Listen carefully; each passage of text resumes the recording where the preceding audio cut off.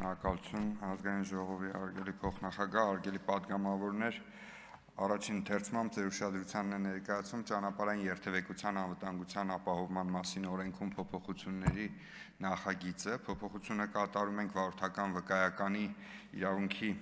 դադարեցման հոդվածում։ Նշված հոդվածը սահմանում է վարորդական իրավունքի դադարեցման 4 հիմքեր՝ անգործունակություն, դատարանի կամ լիազոր մարմնի վարչական ակտ, մահը և թմրաբանական կամ հոգեբուժական համապատասխան եզրակացությունը։ Մենք փոփոխությունը կատարում ենք 4 հիմքի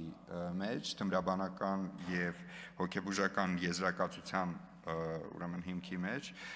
Ներկայումս պրակտիկան այնպիսին է, որ յուրաքանչյուր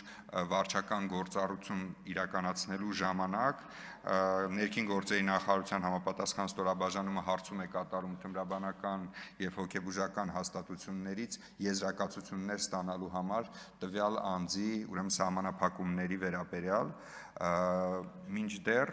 ներկայումս, քանի որ արդեն գործում է էլեկտրոնային առողջապահական համակարգը, ARMED համակարգը, փոփոխությունը առաջարկում ենք կազմակերպել այն տրամաբանությամբ, որ յուրաքանչյուր անգամ, երբ անձը կգրանցվի նմանատիպ հաստատություններում, հաշվառված կլինի նմանատիպ հաստատություններում և այդ տեղեկատվությունը կհայտնվի ARMED համակարգում, ներքին գործերի նախարարության էլեկտրոնային ռեգիստրում ինքնաշխատ կերպով այդ տեղեկատվությունը կհայտնվի և մարդու վարելու իրավունքը կդադարի։ Նշեմ, որ ներկայիս պրակտիկայի շրջանակում 2021 թվականից մինչև 2025 թվականը նման կերպով 25 թվականի առաջին 11 ամիսները նման կերպով դադարեցվել է 2370 անձի վարելու իրավունք։ Այսքանը, շնորհակալություն, խնդրում եմ հաստատել։